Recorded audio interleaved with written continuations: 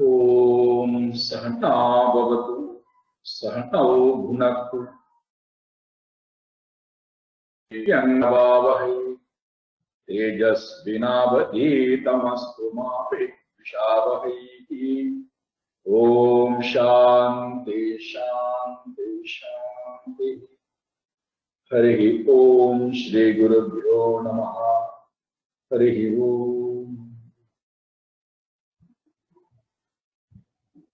अधरं मधुरं वदनं मधुरं नयनं मधुरं हसितं मधुरं हृदयं मधुरं गमनं मधुरं मधुराधिपतेरखिलं मधुरं मधुराधिपतेरखिलं मधुरं वचनं मधुरं चरितं मधुरं वसनं मधुरं फलितं मधुरं चलितं मधुरं भ्रमितं मधुरं मधुराधिपतेरखिलं मधुरं मधुराधिपतेरखिलं मधुरं वेणोर्मधुरो रेणु मधुरा राणिर्मधुर मधुरौ नृत्यं मधुरं सत्यं मधुरं मधुराधिपतेरखिलं मधुरं मधुराधिपतेरखिलं मधुरं गीतं मधुरं पीतं मधुरं भुक्तं मधुरं सुप्तं मधुरं रूपं मधुरं तिलकं मधुरं मधुराधिपतेरखिलं मधुरं मधुराधिपतेरखिलं मधुरं करणं मधुरं करणं मधुरं हरणं मधुरं स्मरणं मधुरं वमितं मधुरं शमितं मधुरं मधुराधिपतेरखिलं मधुरं मधुराधिपतेरखिलं मधुरं कुञ्जा मधुरा माला मधुरा यमुना मधुरा वीची मधुरा सलिलं मधुरं कमलं मधुरं मधुराधिपतेरखिलं मधुरं मधुराधिपतेरखिलं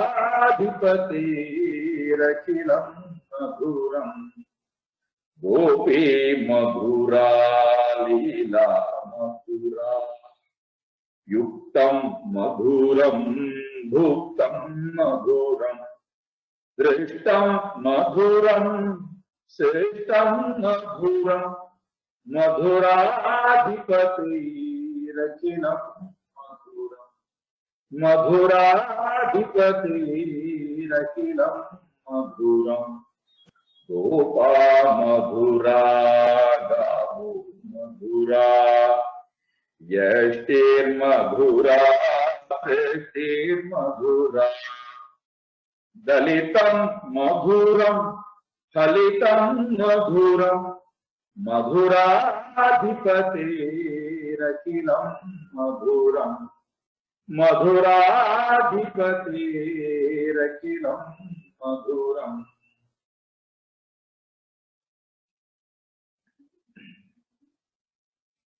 भज गोविन्दं भज गोविन्दं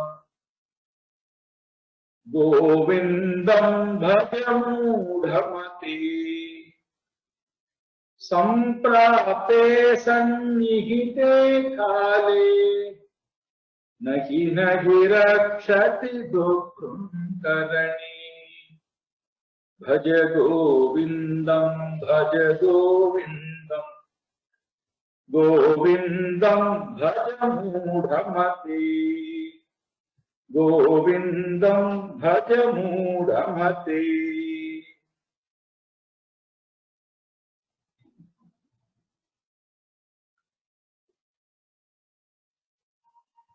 காலே சந்நிகிதே சம்பிராப்தே.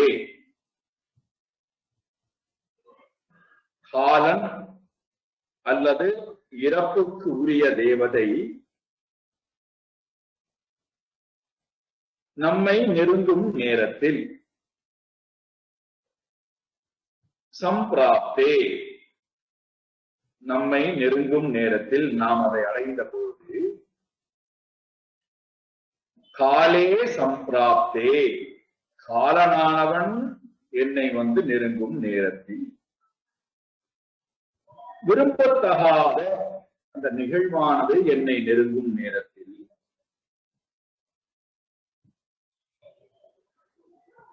நகி நகி ரக்ஷதி நம்மை காப்பாற்றாது.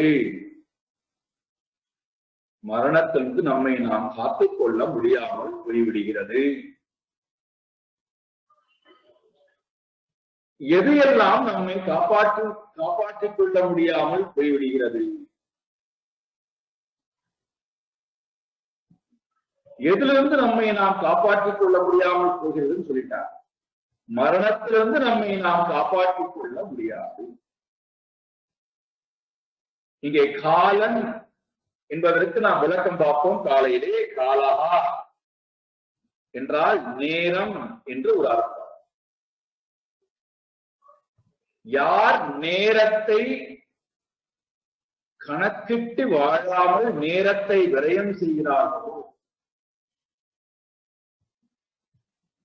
அவர்களுக்கு விரும்பத்தகாத நேரம் வந்தபொழுது, அதான் நேரத்தை சரியாக கணித்து வாழ தெரியாதவர்களுக்கு விரும்பத்தகாத நேரமானது வந்தால், அந்த தருணமானது ஏற்பட்டால், அப்போது அந்த நேரத்திலே நான் என்ன செய்ய வேண்டும் என்பது தெரியாமல் நேரத்தை முழுக்க விரயம் செய்தார்கள். பல உதாரணங்கள் நாம் கொடுக்கலாம். பரீட்சைக்கு தயாராகக்கூடிய மாணவர்கள் நேரத்தை முழுக்க விரயம் செய்வதற்கு பிறகு பரீட்சை என்று, இந்த நாள் பரீட்சை என்று சொல்லிவிட்டால் எப்படி அவர்கள் பரிதவித்துக் கொள்கிறார்? தன்னை அந்த பரீட்சையினுடைய பயத்தில் இருந்து, நடுக்கத்திலிருந்து எப்படி அவர்கள் தன்னை காப்பாற்றிக் கொள்ள முடியவில்லையோ? காரணம் நேர விரயம், கால விரயம்.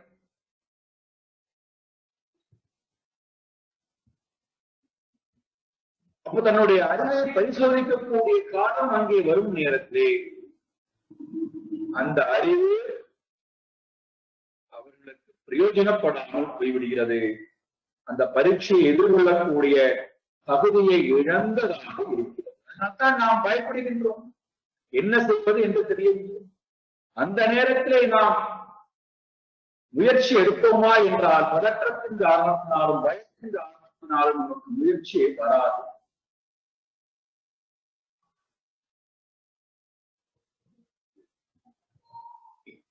இந்த உதாரணத்தை, இந்த பரீட்சை உதாரணத்தை நீங்கள் எல்லா வாழ்க்கையினுடைய எல்லா செயல்பாட்டுக்குமே நீங்கள் பொருத்தி பாருங்கள். ஒரு இடத்திற்கு நாம் கிளம்புகிறோம் என்று சொன்னால், இந்த நேரம் நாம் அங்கு இருக்க வேண்டும் என்று சொன்னால், அப்ப அதற்கு எவ்வளவு நாம் நம்முடைய இருக்கக்கூடிய இடத்திலிருந்து அங்கே போவதற்கு எவ்வளவு நேரம் எடுத்துக்கொள்ளும்? எப்படி நாம் போகப் போகிறோம்? நடந்து போகப் போகிறோமா, அல்லது தனியார் வாகனத்தை பயன்படுத்தப் போகின்றோமா, அல்லது நம்முடைய வாகனத்தை எடுத்துக்கொண்டு போகப் போகின்றோமா, அல்லது மற்றவர்களோடு சேர்ந்து வாகனத்தை போகப் போகிறோமா? எப்படி போகப் போகிறோம் என்பதை பொறுத்து எல்லாம் எவ்வளவு நேரத்திலே நான் அந்த இடத்தை அடைவேன். அப்போ அந்த நிகழ்ச்சிக்கு நான் அந்த குறிப்பிட்ட நேரத்திலே நான் கலந்து கொள்ள வேண்டும் என்று சொன்னார். அதற்கு முன்பாக என்னுடைய நேரத்தை நான் கணக்கிட்டு இங்கே வாழ்ந்திருந்தால் அந்த நேரத்திற்கு நான் அங்கே இருக்க முடியும். இங்கே என்னுடைய நேரத்தை முழுக்க நான் விரயம் செய்து அந்த குறிப்பிட்ட தருணத்திலே என்னால் அங்கே இருக்க முடியவில்லை என்று சொன்னால் அதன் பிறகு நாம் பதற்றப்பட்டோ வேதனைப்பட்டோ ஒரு பிரயோஜனமும் கிடையாது. நம்ம அதுதான் எப்போதுமே பண்ணுவோம். நேரம் தவறுதல் என்பது நம்முடைய வாழ்க்கையில ரத்தத்தை ஊறி போனதாக அது எதுக்கு வேணா இருக்கு, அன்றாட வாழ்க்கைக்காக கூட இருக்கும். அப்புறம் இல்லவா நம்மை உயர்த்துவதற்கு உண்டான விஷயத்திலே நேரத்தை கணக்கிட்டு வாழ முடியும். இத்தனை மணிக்கு நான் வருகிறேன் என்று சொன்னால் அந்த நேரம் தவறாமை கொடுத்த வாக்கு இத்தனை மணிக்கு நான் இருப்பேன் என்றால் நான் அந்த நேரத்துக்கு அங்க இருக்கணும். என்னுடைய நேரத்தை முழுக்க நான் விரயம் செய்துவிட்டு மெதுவாக போவது, நேரம் கடந்து போவது. அங்கே நான் பல காரணங்களை சொல்றேன். ரொம்ப பிஸியா இருந்தேன், அதனால தான் நேரத்துக்கு வர முடியும். என்ன பிஸியா இருந்தோம், நேரத்தை நாம் வீணாக செலவு செய்தோம். யார் இவ்வாறு கொடுக்கப்பட்டிருக்கக்கூடிய காலத்தை சரியாக கணக்கிட்டு வாழாமல் இருக்கிறார்களோ, இங்க வருவோம், நம்மள்கிட்ட வருவோம். பிறப்பும் இறப்புக்கும் நடுவிலே நமக்கு காலம் தான் ரொம்ப ரொம்ப முக்கியமானதாக இருக்கிறது. பிறந்த காலம், இறக்கப் போகின்ற காலம், இந்த இரண்டு காலத்துக்கும் நடுவிலே நமக்கு ஆண்டு ஒரு குறிப்பிட்ட காலம் கொடுக்கப்பட்டிருக்கிறது. இந்த காலத்திலே எதை நான் செய்ய போகின்றேன், எதை நோக்கி நான் போகப் போகின்றேன்,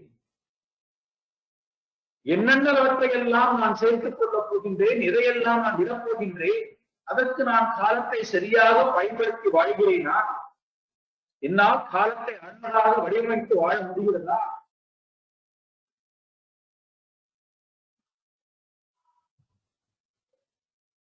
அவ்வாறு வாழ தெரியாதவர்களுக்கு, காலத்தை கணக்கிட்டு வாழ தெரியாதவர்களுக்காகவே காலத்தை கணக்கிட்டு கொண்டிருக்கின்ற காலன் பரமாத்மா அல்லது பரமாத்மாவுடைய தேவதையாக இருக்கின்ற, நியமிக்கப்பட்டிருக்கக்கூடிய அமைச்சராக இருக்கின்ற யமதர்மராஜா என்ன செய்கின்றார்? இவன் காலத்தை சரியாக கணக்கிட்டு வாழ தெரியாமல் போய்விட்டான், ஆகினாலே இவனுடைய காலத்தை நான் பறிக்கிறேன் என்று நம்முடைய காலத்தை பறித்து விடுகின்றார். அவ்வாறு காலத்தை பறிக்கக்கூடிய நேரம் வரும்போது சந்நிகிதே காலே, பாருங்கள், ஒரு வார்த்தைக்குள்ள எவ்வளவு ஆழமான பொருளை எல்லாம் மறைத்து வைத்து பேசிட்டார் ஆச்சரியர். இவன் கொடுக்கப்பட்ட காலத்தை அனைத்தையும் விரயம் செய்து விட்டான்.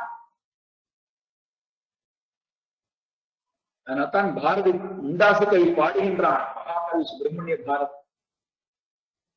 நல்லதோ வீணை செய்தே நலை நலங்கட பூஜையில் எரிவதுண்டோ, சொல்லடி சிவசக்தி உன்னை சுடர்மிகும் அடிவுடன் படைத்து விட்டாய், வல்லமை தாராயோ இந்த மாநிலம் பயனுடைய வாழ்வதற்கு, சொல்லடி சிவசக்தி என்னை சுடர்மிகும் அறிவுடனும் படைத்து விட்டாய்.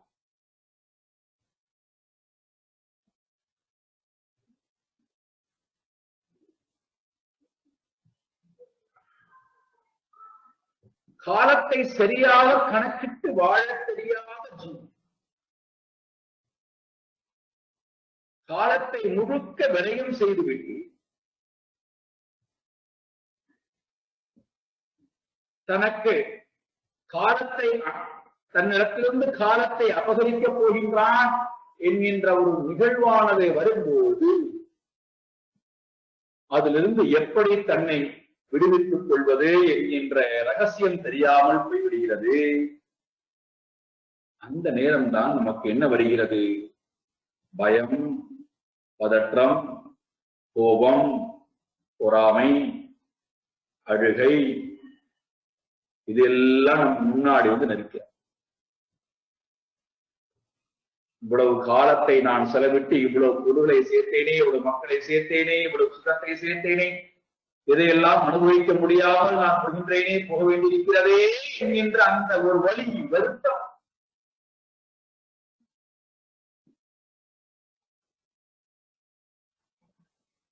இப்போ இங்கே சந்நிகிதே காலே சம்பிராப்தி, உன்னை விரும்பத்தகாத காலமானது, நேரமானது உன்னை தொடும் நேரத்திலே எது எல்லாம் உன்னை காப்பாற்றாமல் போய்விடுகிறது, நகி நகி ரட்சத்து, எது எல்லாம் உன்னை காப்பாற்றாமல் போய்விடுகிறது. இரண்டு விஷயங்களை நமக்கு அறிமுகப்படுத்துகிறார். இந்த இரண்டு விஷயங்கள் உன்னை காலன் என்று சொல்லக்கூடிய தேவதை இடத்திலிருந்து உன்னை காப்பாற்றாது, மரண அவஸ்தையிலிருந்து உன்னை காப்பாற்றாது. எது? இந்த இரண்டு நிகழ்வுகள். அத ஒரே வார்த்தையில கொண்டு வந்து அழைச்சிட்டார். என்னடா அதுனா, நகி நகி ரக்ஷதி துக்கிருன் கரணி, நகி நகி ரக்ஷதி துக்கிருன் கரணி. அழகான இந்த ஒரு பாடல் போடணும், எல்லா விஷயத்தையும் மொத்தமா கொண்டு கொடுத்தாங்க. துக்கிருன் கரணி, துக்கிருன் அப்படின்னு ஒரு சொல், கரணி என்பது ஒரு சொல். துக்கிருன் என்பது பாணினி சூத்திரத்திலே வரக்கூடிய இலக்கண தாதுவிலிருந்து வரக்கூடிய 4000 சூத்திரத்துல ஒரு சூத்திரம் துக்கிருன் கரணி. நடுவுல வரக்கூடிய அக்ஷரத்தை எடுத்துக்கிறார். துக்கிருன் 4000 சூத்திரம் இருக்கு. அதுல ஒரு குறிப்பிட்ட இடத்துல வரக்கூடிய இந்த பாணினியுடைய சூத்திரத்துல ஒரு சூத்திரம் துக்கிருன் அப்படிங்கிற ஒரு சூத்திரம். இலக்கண தாது பாடம். இந்த இலக்கண தாது பாடமானது துக்கிருன் கரணே, கரணம் என்பது தனி. இப்போ இந்த இலக்கண தாது பாடமானது அந்த அறிவானது உன்னை காப்பாற்றாது. எந்த அறிவு? நம் காலையில பார்த்தோம் அல்லவா, 80 வயது மதிக்கட்ட சென்ற மனிதர் இலக்கண பாடத்தை மனப்பாடம் பண்ணிக்கொண்டு, அந்த அறிவு துக்கிருன் கரணே.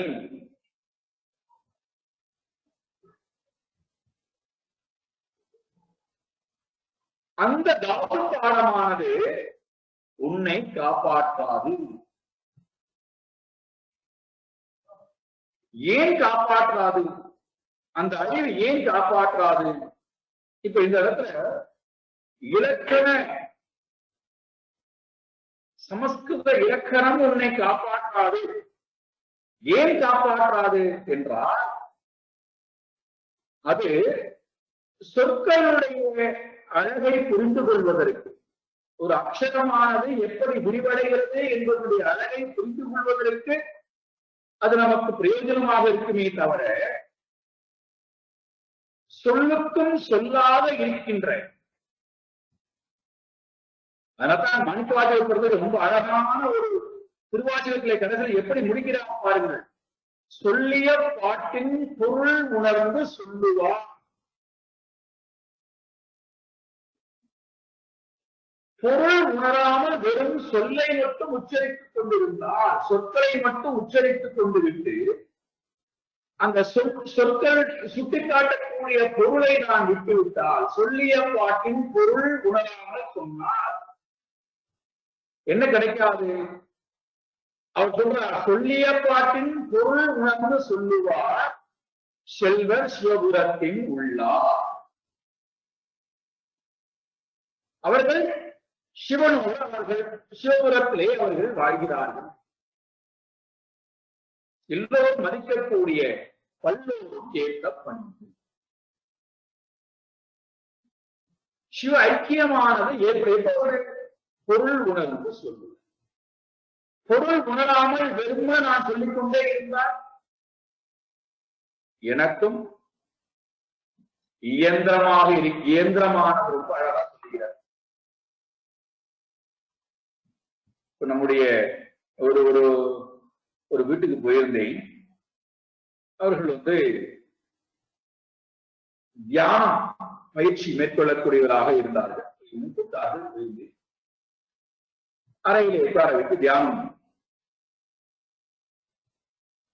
பயிற்சியானது செய்யக்கூடிய காட்சி எப்படி செய்வோம் என்று காண்பித்தார். அரை மணி நேரம் நாங்கள் தினந்தோறும் காலையிலே மதியம் காலையெல்லாம் தியானம் போவது. எதை வைத்துக் கொண்டு தியானம் பண்ணுகிறீர்கள், யாரை நினைத்து தியானம் பண்ணுகிறீர்கள் என்றால் நாங்கள் ஓங்காரத்தை குறித்து நாங்கள் தியானம். நீங்களே ஓங்காரத்தை அதனுடைய பொருள் உணர்ந்து நீங்கள் தியானிப்பீர்களா? அதெல்லாம் கிடையாது. நாங்க அதுக்குன்னு ஒரு சீடி வச்சிருக்கோம், அதை நாங்க போட்டு விட்டுருவோம். அது அழகா ஓ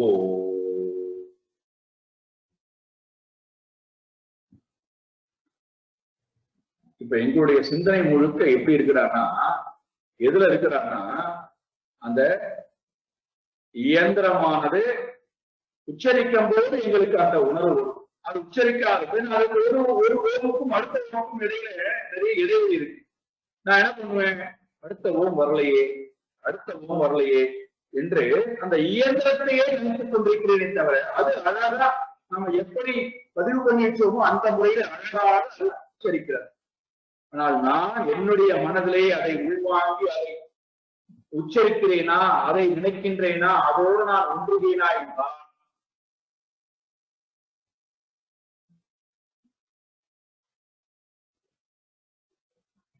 அப்போ அக்ஷரங்களுடைய விரிவாக்கத்தை பற்றி சொல்லக்கூடிய இலக்கணங்கள், அது கொடுக்கக்கூடிய அறிவு என்னை அறிவுக்கும் அறிவாக இருக்கக்கூடிய இறைவனிடத்தை அழைத்துக் கொண்டு போகாமல் வெறும் அறிவை மட்டும் வைத்துக் கொண்டிருந்தால் அந்த அறிவால் என்னால் யமன் என்னை அழைக்கும் காலத்தை இந்த அறிவை கொண்டு என்னால் கடக்க முடியாமல் போய்விடுகிறது. இந்த அறிவு என்னை காப்பாற்றாமல் போய்விடுகிறது. காரணம் என்ன? இந்த அறிவு வெறும் உலகத்தை பற்றின அறிவாக இருக்கே தவிர உலகத்தை படைத்தவனை பற்றின அறிவாக இல்லை. அதனால்தான் அருணகிரிநாத பெருமான் திருப்புகழ்ல பாடுறார், இறைவன் எப்படி இருக்கான்னு அவர் பாடுறார். அப்பேற்பட்ட இறைவனை நாம் என்ன செய்கின்றோம்? சப்தத்திடத்திலே போய் தேடுகின்றோம், வேதங்கள் இடத்திலே போய் தேடுகின்றோம், இலக்கியத்திடத்திலே போய் தேடுகின்றோம், அறிவிலே போய் தேடுகின்றோம். அவர் எப்படி இருக்காரா? நாத பிந்து கலாதி நமோ நம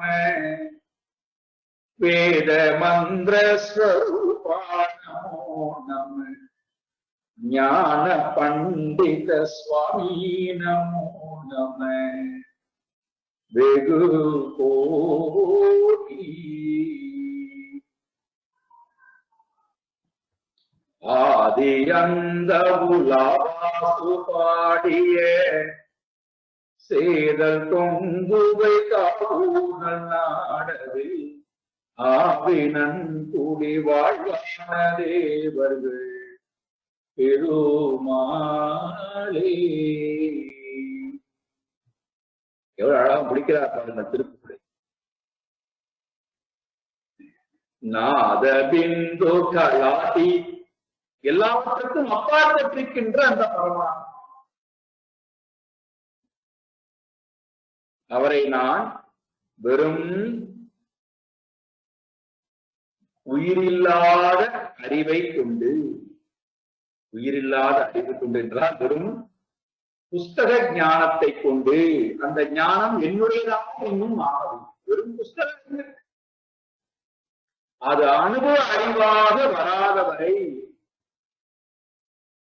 என்னுடையதாக அந்த அறிவு மாறாத வரை அந்த அறிவால் எனக்கு ஒரு லாபமும் ஒரு ஒரு பிரயோஜனம். அதனால்தான் ஒரு சுபாஷிதானி சொல்லுகிறது, புஸ்தகஸ்தாத்து வியாவித்யா பரஹஸ்தகதம் தனம் காரியகாலே சமாயாதே ரசாவித்யா நதனம். நம் கையில் இருக்கின்ற பணம், நம் அறிவிலே இருக்கின்ற அறிவு, இந்த ரெண்டும் எப்போது நமக்கு தேவையோ, எந்த நேரத்தில் தேவையோ உதவும். நம்முடைய பணம் நம்மை விட்டு மூன்றாவது நபரிடத்திலே இருந்தது என்றால், அது எங்க இருந்தாலும் சரி, எந்த ரூபத்தில் இருந்தாலும் சரி, காரியகாலே சமாயாது, நமக்கு தேவையான காலத்திலே அந்த பொருளானது பயன்படாமல் விடுகிறது. காரணம் என் கையில இன்னொரு கையில. என்னிடத்திலே அறிவானது இல்லாமல் புஸ்தகத்திலே இருக்கின்றது என்றால், புஸ்தகத்திலே இருக்கிறது. ராமாயணத்துல இப்படி அறிவு இருக்கு, மகாபாரதத்துல அறிவு இருக்கு, கீதையில அப்படி அறிவு இருக்கு, உபநிஷத்துல அப்படி அறிவு இருக்கு, திருப்புகழ் அப்படி அறிவு இருக்கு, பிரபந்தத்துல அப்படி அறிவு இருக்கு, தேவாரத்துல அப்படி அறிவு இருக்கு, எல்லா புஸ்தகத்திலும் அறிவு இருக்கு. ஆனா அந்த புஸ்தகத்தினுடைய அறிவு என்னுடைய அனுபவ அறிவாக வராமல் இருந்தால், சம்பிராப்தே சந்நிகிதே காலே நகி நகி ரக்ஷதி துப்ருங்கர. ரொம்ப அழகான, நம்மை இந்த புஸ்தக அறிவு அல்லது கேட்ட அறிவு அல்லது உள்வாங்கிய அறிவு அனுபவ அறிவாக வரவில்லை. அந்த அறிவு என்னுடைய அனுபவ அறிவாக மாறாத வரை அந்த அறிவால் எனக்கு ஒரு லாபம்.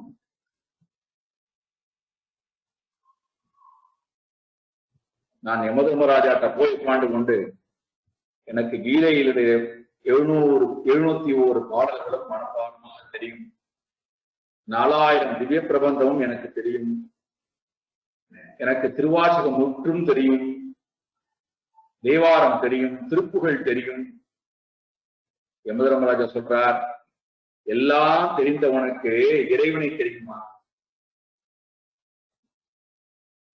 இறைவனுடைய சொரூபம் தெரியுமா?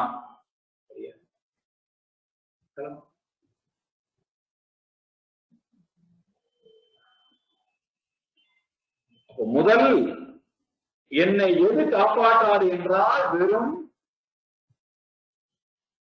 சப்த ஞானம், அர்த்த ஞானம். என்னை அர்த்தம், அதனுடைய அர்த்தம் எனக்கு புரிந்துவிட்டால் அதுவாகவே நான் ஆகிவிடுகிறேன். வெறும் சப்த ஞானம் என்னை காப்பாற்றும். அதை நான் மனப்பாடம் செய்வதனாலே, திரும்ப திரும்ப அதையே சொல்லிக் கொண்டிருப்பதனாலே, அந்த சப்த ஞானம், வெறும் சொற்களை உச்சரித்துக் கொண்டிருக்கக்கூடிய ஞானம் என்னை சம்பிராப்தே சந்நிகிதே காலே நகி நகி ரக்ஷதி துப்ருங்கர.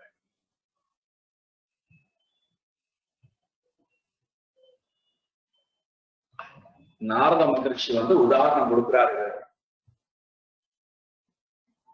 ரொம்ப அழகான உதாரணம் கொடுக்கிறார். நம்முடைய பக்தி சூத்திரத்துல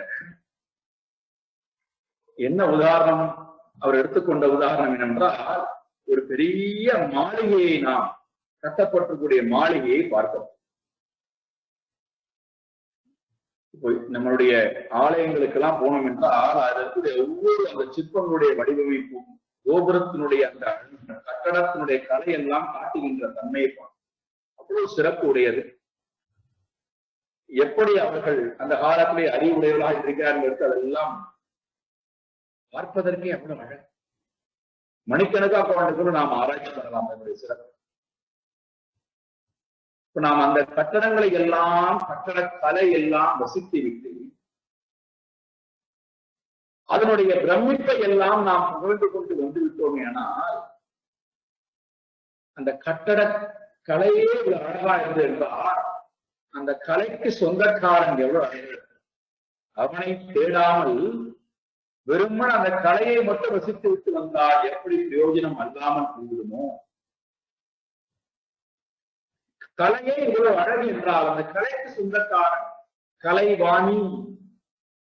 அந்த பரமாத்மா எவ்வளவு அழகுள்ளதா இருப்பார். அவரை பார்க்காமல் வெறுமன இந்த கலையை மட்டும் பார்த்தால், அதனை மயங்கிவிட்டால், அது என்னை அந்த கலைக்கு சொந்தக்காரனாருடைய இறைவனை காட்டாமல் போய்விடுகிறது. அறிவிலே உண்டான எவ்வளவு அழகா காட்டுறாங்க. டுக்குருங்கரணை என்பது அறிவிலே உண்டான மோகம். எனக்கு எல்லா அறிவும் தெரியும். எனக்கு 64 கலைகளும் எனக்கு தெரியும். அந்த கலையை வைத்து என்ன செய்கிறாய்? அந்த கலையை வைத்துக் கொண்டு அந்த கலைக்கு அதிபதியாக இருக்கக்கூடிய பரமாத்மாவை சிந்திக்கிறாயா?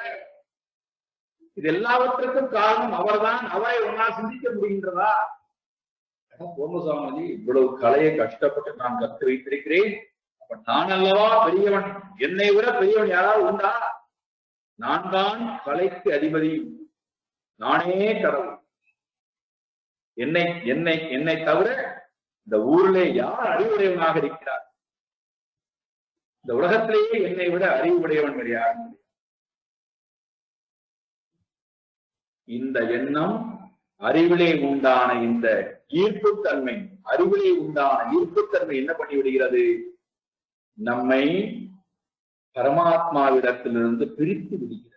நான் வேறு, இறைவன் வேறு என்று என்னை பிரித்து விடுகிறது. அந்த அறிவு, மோகிக்கப்பட்ட அறிவு, அந்த அறிவிலே நான் மோகித்து இருக்கின்ற வரை இறைவனுடைய காட்சி, இறைவனிடத்திலே போக வேண்டும் என்கின்ற எண்ணம், இறைவனை தரிசிக்க வேண்டும் என்கின்ற எண்ணம், இறைவனை நாட வேண்டும் என்கின்ற எண்ணம், இறைவனோடு ஒன்ற வேண்டும் என்கின்ற எண்ணம் நமக்கு கிஞ்சித் ஆரம்பிக்கும்.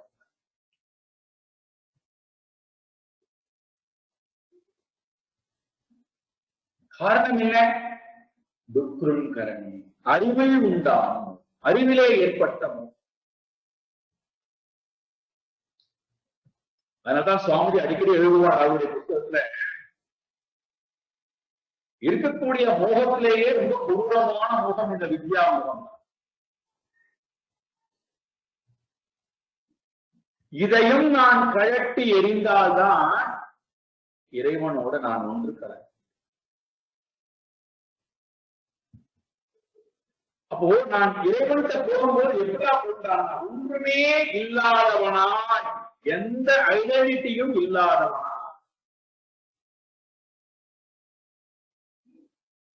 ஒரு ஐடென்டிட்டியும் கிடையாது, ஒரு விசேஷ குணமும் இல்லை. காரணம், இறைவன் நிர்விசேஷத்தையா, ஒரு விசேஷம் இல்லாத, 3 குணங்களுக்கு அப்பாற்பட்டவங்க பார்ப்போம்.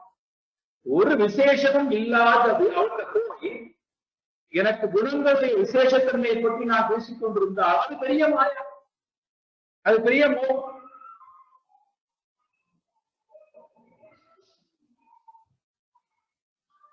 அதையும் நான் விடாத வரை அந்த அறிவு என்ன பண்ணாதான்?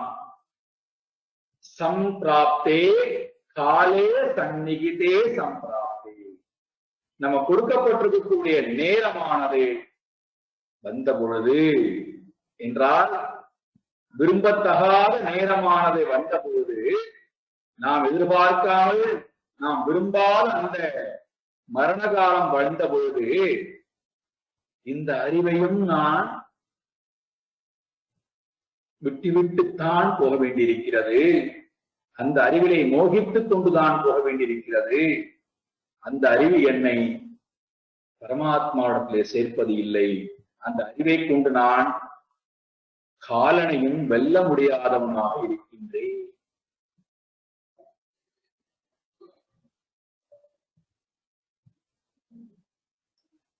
ரொம்ப அழகான உதாரணம் பாத்தீங்கன்னா, ரொம்ப அழகான உதாரணம் மகாபாரதத்துல பல இடங்கள்ல வரும். எல்லா அறிவுக்கும் சொந்தக்காரியாக இருந்தவன் விதுரன்.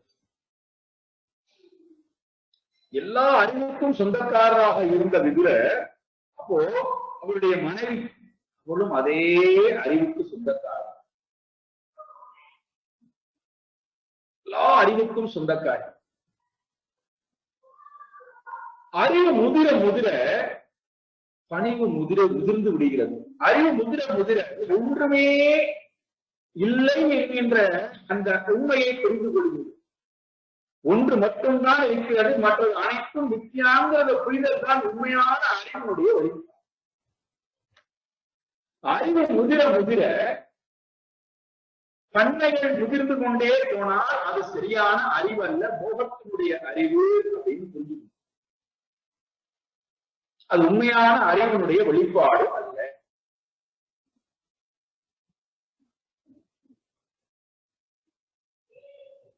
அதனால்தான் அறிவனுடைய முதிர்வு தூய்மையான உள்ளம் விதுரருக்கும் சரி, அவருடைய மனைவிக்கும் சரி.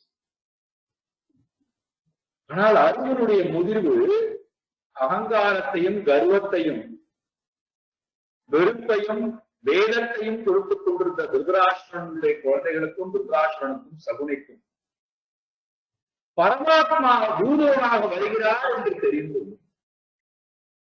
பரமாத்மாவை எப்படி வரவேற்பது, எப்படி அவருக்கு மரியாதை செய்வது, அவர் நம்ம இடத்தை தேடி வருகிறார் என்றால் எவ்வளவு நாம் பாக்கியம் செய்வதா இருக்க வேண்டும், எவ்வளவு நாம் அதற்கு நன்றி கடன் பட்டவர்களா இருக்க வேண்டும் அந்த சிந்தனை இல்லாமல் கிருஷ்ண பரமாத்மாவை எப்படி வரைக்கும் கொள்வது, இதுதான் மோகத்தினுடைய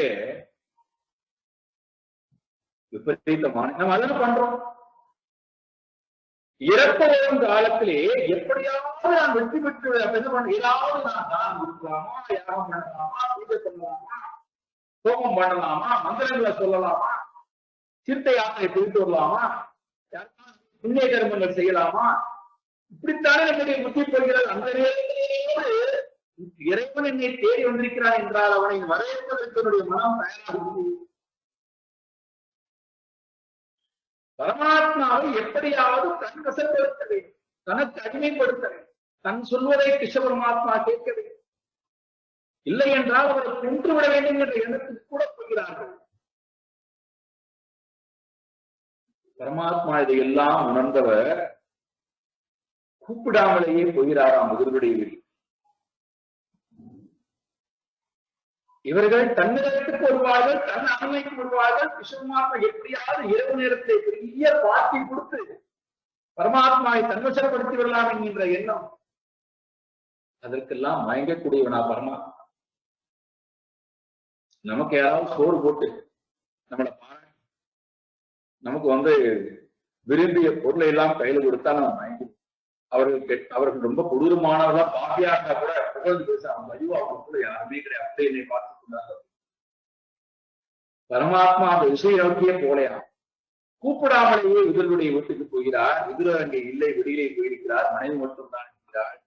பரமாத்மாவை பார்த்தவளுக்கு என்ன ஆச்சரியம், என்ன புண்ணியம் செய்தவள். பரமாத்மாவை உபச்சாரம் செய்து என்ன செய்வது என்று தெரியும் அவளுக்கு. அடுத்தடுத்து என்ன பண்ண வேண்டும் ஒன்றுமே தெரியும். உள்ளே போகிறார், பெரிய பாத்திரத்திலே பழத்தை எல்லாம் எடுத்துக்கொண்டு வந்து பரமாத்மா பக்கத்தை உட்கார்ந்து கொண்டு உரிச்சு தோலை கொடுக்கிறான் பழத்துக்கு. வெளியிலிருந்து வந்த வீரர் பார்க்கிறார் அந்த காட்சியை. சப்தம் போட போறார் பரமாத்மா, சப்தம் போடார். தோல் அத்தனையும் சாப்பிடுகிறார் பரமாத்மா. பழம் அனைத்தும் தட்டிலே கிடைக்கிறது. இவள் தன் உணர்வை இழந்தவளா, பரமாத்மாவோட ஒன்றியவளாய் தான் என்ன செய்கிறோம் என்பது கூட தெரியாது. அகங்காரம் இல்லை, அபிமானம் இல்லை, சுற்றி உலகமானது அவளுக்கு மறந்துவிட்டது. தான் என்ன செய்து கொண்டிருக்கிறோம் என்று தெரியவில்லை. பரமாத்மாவோட முழுக்க ஒன்றியவளாய் இந்த காரியத்தை செய்கிறார். அந்த தூய்மையான உள்ளத்தை முழுக்க கொள்ளையடிக்கின்றான். பத்திரம் புஷ்பம் பலம் தோயம் யோமே பக்தியா பிரயட்சதி ததகம் பக்தி உபகிருதம் அஷ்னாமி பிரயதாத்மனஹா அப்படின்னு சொல்றார். பாகவதத்திலும் சுக மகரிஷி கீதையிலும் அதே பாடல் வருகிறது. யார் பிரியத்தை கொடுக்கிறார்களோ அதை நான் அந்த உள்ளத்தை ஏற்றுக்கொள்கிறேன். எல்லாம் முடிந்தது. விதுரர் பேசிக்கொண்டே உள்ளே வருகிறார். அப்போதுதான் அவருக்கு சுய நினைவு வருகிறது. தான் பிறகுதான் என்ன காரியம் செய்து விட்டோம் என்பதை பார்க்கிறார். வேதனைப்படுகிறாள். கிருஷ்ணா, நீயாவது சொல்லக்கூடாதா? நான் தான் இப்படி ஒரு முட்டாள்தனமான ஒரு காரியத்தை செய்த, நீயாவது சொல்லக்கூடாதா கிருஷ்ணா?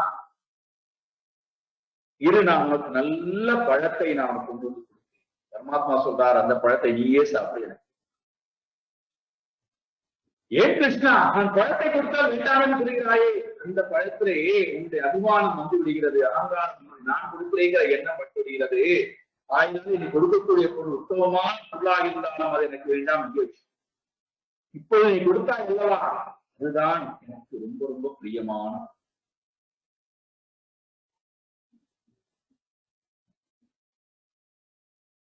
அறிவு முதிர முதிர அறிவு உடையவன் காணாமல் போய்விடுகிறான். அறிவு காணாமல் போய்விடுகிறது. அறிவுக்கு சொந்தக்காரன் மட்டும் இருக்கிறான். அந்த உணர்வு வராதவர்கள் வெறுமுன அறிவிலே கொண்ட மோகம் என்ன செய்யாதான்? நகி நகி ரக்ஷதே டோக்ருன்கரணி. தாது பாடம் உன்னை காப்பாற்றாது.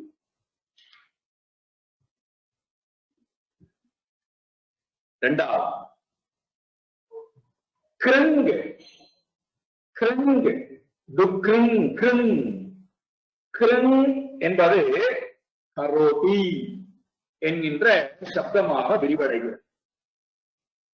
கரோதி குருதே, கரோதி செய்ய, உண்டாக. கரணம் என்பது செய்தல், அனுஷ்டித்தல், காரியம், பயன், தொழில், இந்திரியம், உடல், இதெல்லாம் சேர்ந்த வார்த்தை கரணம். துக்ரன் அதை பார்ப்போம். கரணம், கரணம் என்றால் செயல்.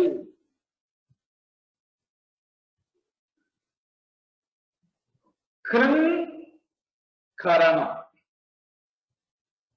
அப்போ இங்க நாம் செய்யக்கூடிய, அனுஷ்டிக்கக்கூடிய காமிய கர்மங்கள், விருப்போட செய்யக்கூடிய கர்மங்கள், முக்கியமான ஒரு சொல்லுத துக்குன் கரணே. நகி நகி ரக்ஷதி துக்குன் கரணே. அப்ப இங்க கரணம் என்றால் கரந்த வார்த்தை கொண்டு வரார். கரணம் இருக்கிற வரை, செயல்பாடுகள் இருக்கிற வரை, காமிய கர்மங்கள் இருக்கின்ற வரை, விருப்போடு செய்யப்படுகின்ற கர்மங்கள் இருக்கிற வரை, இந்திரியங்களை கொண்டு, உடலை கொண்டு, மனதை கொண்டு என்னால் செய்யப்படுகின்ற கர்மங்கள் எதுவும் என்னை காலே சம்பிராப்தே சந்நிகிதே, விரும்பத்தகாத நேரமானது வந்து இருக்கும் கால், நான் செய்த கர்மங்கள், இந்த உலகத்தை அனுஷ்டித்த அனைத்து கர்மம், புண்ணிய பாவமாக இருக்கக்கூடிய கர்மங்கள் அனைத்தும், அது யாருக்காக, அம்மாக்காக செய்தேன், அப்பாக்காக செய்தேன், பையனுக்காக செய்தேன், பொண்ணுக்காக செய்தேன், மனைவிக்காக செய்தேன், உலகத்துக்காக செய்தேன் என்று நாம் பெரிய பாராட்டுதல் நமக்கு நாமே தெரியப்படுத்திக் கொள்கிறோம் அல்லவா? அதை பற்றியே ரொம்ப பெரிதாக பேசிக் கொண்டிருக்கிறோம் அல்லவா? அந்த கரணம், செயல்பாடுகள், எந்த செயல்பாடுகளும், விருப்போடு செய்யப்படுகின்ற எந்த செயல்பாடுகளும் நம்மை காலம் வந்து கூப்பிடும் நேரத்திலே, விரும்பத்தகாத காலம் வந்து நம்மை கூப்பிடும் நேரத்திலே, அந்த காலம் நம்மை காப்பாற்றாது, அந்த கர்மங்கள் நம்மை காப்பாற்று.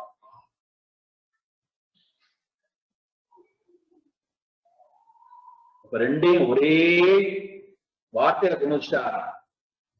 ஞானம் வெறும் புஸ்தகத்திலே மட்டும் இருந்து, அல்லது என்னுடைய அறிவிலே மட்டும் வெறும் சப்தரூபத்திலே மட்டும் இருந்து, அதனுடைய அர்த்தத்தை நான் உணராமல் வெறும் சப்தத்தை மட்டுமே எண்ணிக்கொண்டிருந்தாலும் காப்பாற்றாது.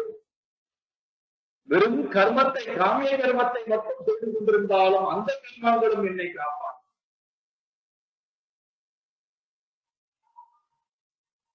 அப்ப ரெண்டு மார்க்கம், கர்மம், ஞானம் ரெண்டுமே என்னை சம்பிராப்தே சந்நிகிதே காலே நகி நகி.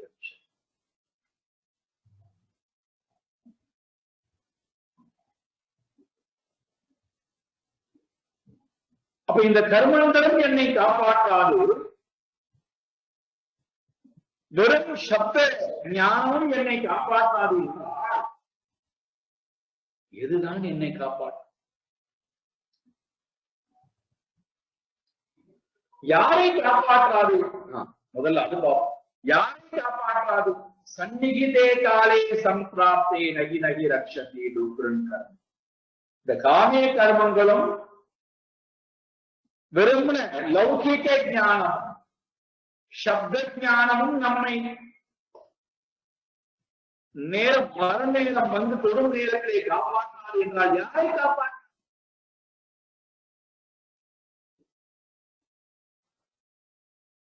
எந்த ஜீவனை காப்பாற்றார்? அதையும் சொல்லிட்டார். கோவிந்தம் பஜ மூடமதே. மூடமதே.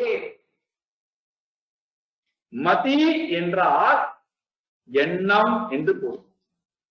மதி, மதி என்றால் எண்ணம், அறிவு. மத, மத என்றால் கருத்து, எண்ணங்கள். மதம் வேறு, மதம் வேறு. மத என்றால் கருத்து,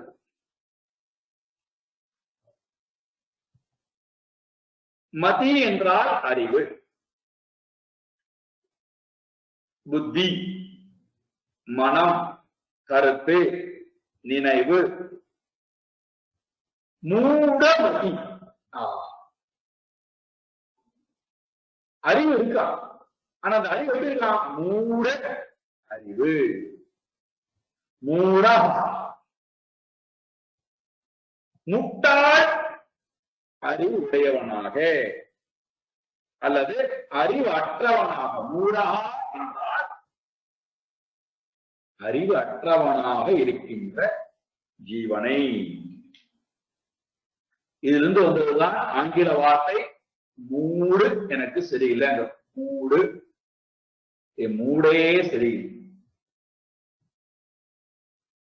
என்ன அர்த்தம்? மூட, மூட என்கின்ற அந்த எண்ணம் குணத்திலிருந்து வரக்கூடிய. அப்ப அதுல ஏதோ விரும்பத்தகாத குணங்கள் இருந்து கொண்டு நம்முடைய ஆனந்தத்தை அனுபவிக்க விடாமல் தடுக்கிறது. அப்ப நாம் அதுக்கு வார்த்தை கண்டுபிடிச்சிருப்போம், மூடே சரியில்லை. இப்ப அப்ப எனக்கு உனக்கு என்ன என்ன வேண்டும்? இந்த மூடு, இந்த குணம், இந்த எண்ணங்கள் என்னுடைய மனதிற்கு வேண்டாம். அது என்னுடைய சந்தோஷத்தை அபகரிக்கிறது. அது எப்படி நான் விடுதலை அடைவது என்று தெரியவில்லை. ஆகினாலே நான் இப்பொழுது மூடியாக இருக்கின்றேன்.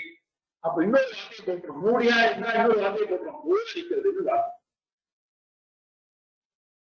அதுல இருந்து எப்படி நான் வெளியேறுவது என்கின்ற அறிவு இல்லாத தன்மை. அதனாலதான் என்ன பண்றோம்? இப்பேற்பட்ட மூடர்கள் நேரத்தை முழுக்க விரயம் செய்வதை பார்க்கிறோம்.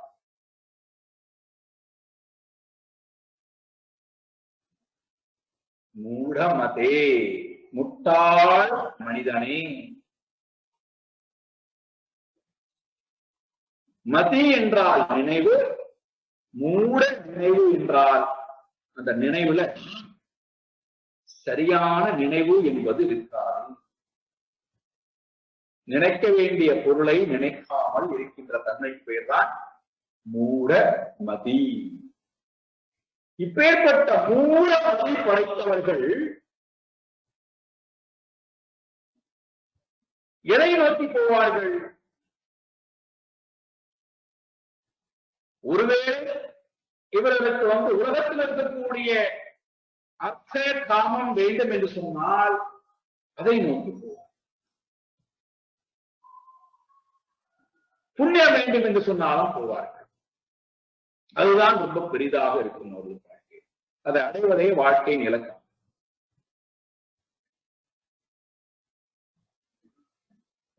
ஒருவேளை அதெல்லாம் வேண்டாம், அர்த்தம் வேண்டாம், காமம் வேண்டும், இன்பம் வேண்டும், உறவுகளுக்கு போய் நான் நல்ல அன்பு காட்டி இன்பத்தை தேடுகிறேன், அவர்களிடத்திலே போய் அடிமைப்பட்டு கிடப்பது, அதற்காக உண்டான கர்மங்களை விழுந்து விழுந்து விழுந்து செய்வது, அதை பற்றியே எண்ணிக்கொண்டிருப்பது, அதை பெரிதாக பேசிக் கொண்டிருப்பது, அதற்காக ஒரு நேரத்தை முழுக்க வரையும் செய்வது,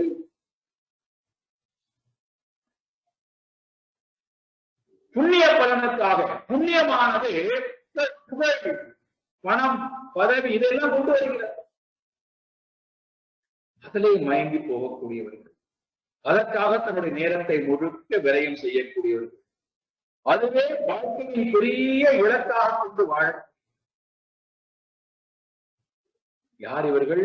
மூடமதி, முட்டாள் மனிதர்கள். முட்டாள் யார சொல்லுவோம் அப்படின்னு கேட்டீங்கன்னா,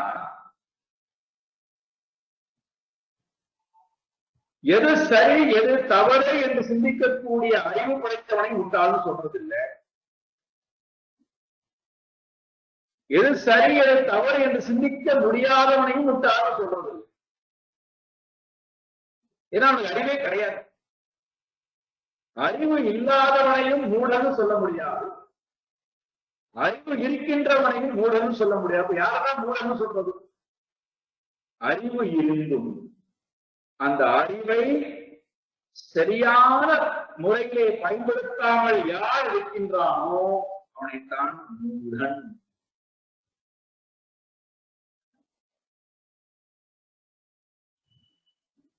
அப்ப எனக்கு ரொம்ப அழகான ஒரு கருவி கொடுத்திருக்கார் பரமாத்மா. அந்த கருவி அறிவு என்கின்ற கருவி.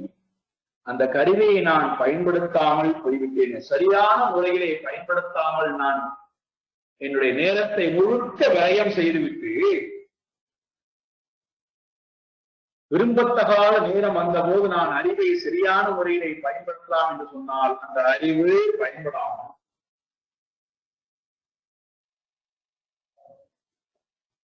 விருப்பு வெறுப்பிலும் அகங்காரத்திலும் பந்தத்திலும் பாசத்திலும் ஆசையிடத்திலும் கோபத்திடத்திலும் பொறாமை இடத்திலும் கவனக்குறைவிலும் சோம்பலிலும் தூக்கத்திலும் அதிகமான போகங்களை அனுபவிப்பதிலும் இதுல கொண்டு போய் என்னுடைய அறிவை என்னுடைய செயல்பாடுகளை எல்லாம் நான் விரயம் செய்துவிட்டால் அவனைத்தான் மூடன் என்று இங்கே பரமாத்மாவும் அழைக்கிறார். அதிசங்கர பகவத் பாதாளம் இங்கே அழைக்கிறார் மூடமதி.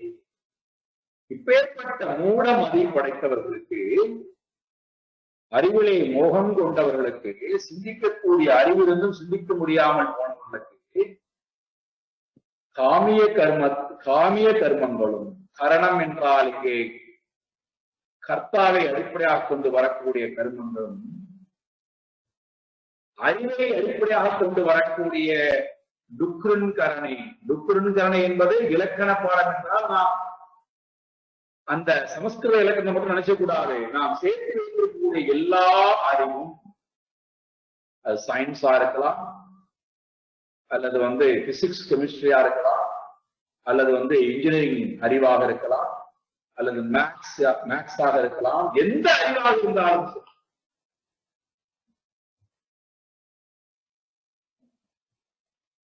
நமக்கு தேவையான காலத்திலே அந்த அறிவு நம்மை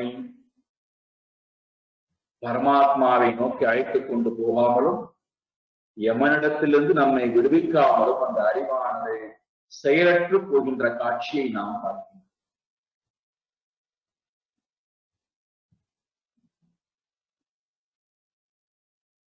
ஒரு பெரிய சிற்பி, ரொம்ப அழகான ஒரு சிற்பி, உலகம் முழுக்க சென்று அற்புதமான சிலைகளை எல்லாம் வடித்தவர். வயோதிகத்தின் காரணத்தினாலே என்ன தோணியதோ தனக்கு மனதிலே என்று தெரியவில்லை, தன்னுடைய ஜாதகத்தை எடுத்துக்கொண்டு போய் ஜோதிடத்தை காட்டுகிறார். ஜோதிடருடைய ஜாதகத்தை பார்த்து விட்டு நீ 7 நாளில் இறந்து விடுவார்.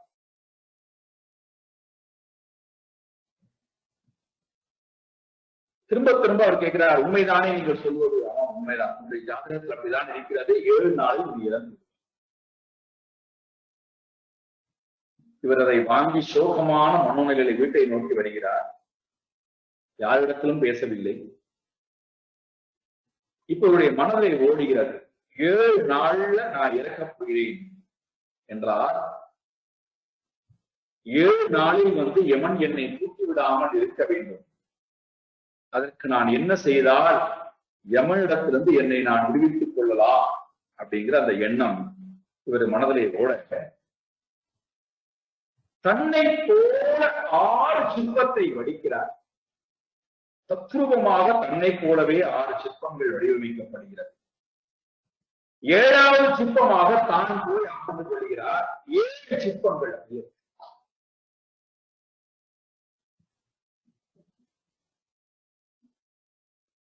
இவருக்கு ரொம்ப சந்தோஷம். யமனை நாம் ஏமாற்றி விட்டோம், யம தூதர்களையும் ஏமாற்றி விடுவோம். காரணம், யமதர்மராஜா ஒருவனைத்தான் தூக்கலாம். நம்முடைய கணக்கிட்டு பார்க்கக்கூடிய அறிவுல யாரை தூக்க வேண்டுமோ அவரைத்தான் தூக்கலாம், எல்லோரையும் தூக்க முடியாது. அப்ப என்ன பண்றது? என்னை போலவே இருக்கின்ற 6 வஸ்துக்கள் இருக்கு. இவருக்கு நான் யாரு என்று தெரியாமல் போய்விடும், ஆயனாலே அவர் போய்விடுவார், நான் அத்து விடலாம் என்கின்ற எண்ணம். அறிவிலே உண்டான மோகம், மூடமதி, சரியான முறையில் சிந்திக்க முடியாத அறிவு. 6 சிற்பங்கள் செதுக்கப்படுகிறது. தான் 7வது சிற்பமாக உட்கார்ந்து கொள்கிறார். பிராணாயாமம் கும்பகம் செய்து உட்கார்ந்து கொள்கிறார். அசைவு எதுவுமே இல்லாமல் அமர்ந்து கொள்கிறார். யம தூதர்கள் வருகிறார்கள். ஒருவனை போல மற்றவரும் இருக்கிறார்களே, இதுல யார் உண்மையான சிற்பி என்று தெரியவில்லை என்று போய் யமனிடத்திலே முறையிட காலம் உருண்டோடி போகிறது. எந்த க்ஷணத்திலே தூக்க வேண்டும் என்று கணக்கு எழுதப்பட்ட அந்த க்ஷணத்தில் சரியா தூக்குவார். இந்த பக்கம் அந்த பக்கம் உள்ள போகாது. எந்த இடத்திலிருந்து தூக்க வேண்டுமோ, எந்த ரூபத்தை சரியா தூக்குவார். இப்ப நேரமானது உருண்டோடி போகிறது, தூக்கி ஆக வேண்டும். என்ன செய்யறார்? அவரே நேரம் பார்க்கிறார். 3 முறை திரும்ப திரும்ப எல்லா சிற்பங்களையும் பார்த்து மெதுவா என்ன பண்றார்? ஒவ்வொரு சிற்பத்து பக்கத்திலே ஒவ்வொரு சிற்பத்தினுடைய அந்த அழகையும் அதனுடைய வடிவமைப்பையும் அதில் இருக்கக்கூடிய சிறப்பம்சத்தை எல்லாம் வர்ணிக்க ஆரம்பித்து அதில் இருக்கக்கூடிய குறைபாட்டையும் மெதுவா சொல்ல ஆரம்பித்தார். இந்த சிற்பத்துல காது இப்படி இருக்கிறது, இந்த சிற்பத்துல மூக்கு இப்படி இருக்கிறது, இந்த சிற்பத்துல கண்கள் இப்படி இருக்கிறது. ஒவ்வொரு சிற்பத்திலும் ஒவ்வொரு குறைபாடாக சொல்லும் போது கும்பகம் பண்ணி உட்கார்ந்து கொண்டிருக்கக்கூடிய அந்த உண்மையான சிற்பிக்கு கோபம் உள்ளுக்குள்ளே பொங்கி எழுந்து வருகிறது. அடக்க முடியாதவராய் தன் பக்கத்திலே 5வது சிற்பத்தினுடைய அந்த குறைபாட்டை சொல்லும் போது எழுந்து கத்த ஆரம்பிக்கிறார். நான் எவ்வளவு பெரிய சிற்பி தெரியுமா? உலகமே சொல்லுகின்ற என்னுடைய சிற்பக்கலை குறை கண்டுபிடிக்கிறாயா? யமதர்மராஜா சொல்றார், உன்னை தூக்குறதாப்பா இவ்வளவு முயற்சி எடுத்தேன், நீதான் எனக்கு வேண்டும். நினைத்து பாருங்கள், மூடமதி. இந்த மூடமதி என்ன பண்ணும் கேட்டீங்கன்னா, எதை நோக்கி நான் போக வேண்டுமோ அதை நோக்கி போக விடாமல் என்னை தடுக்கும். அப்பிரமத்தா, கவனக்குறையை கொண்டு பிரமாத ஆலசிய நித்ரா, கவனக்குறையை கொண்டு தூக்கத்தை கொண்டு சோம்பேறித்தனத்தை கொண்டு வந்து, முயற்சி இல்லா தன்மையை கொண்டு வந்து,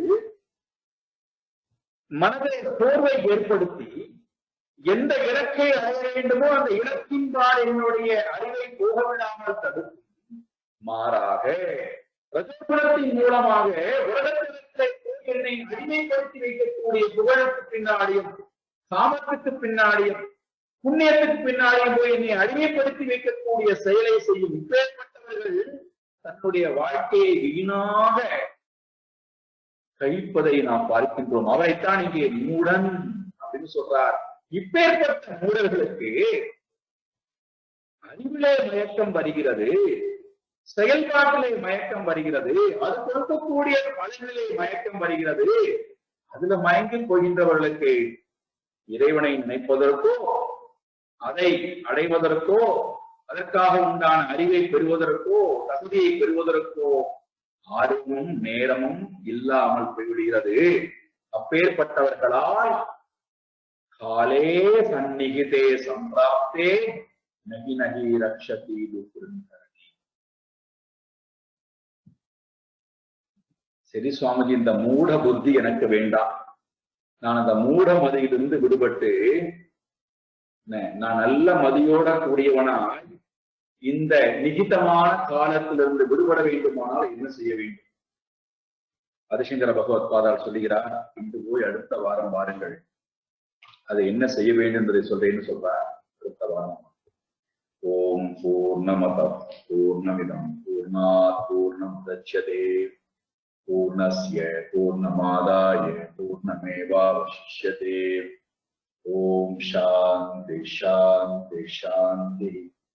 ஹரி ஓம் ஸ்ரீ குருभ्यो நமः.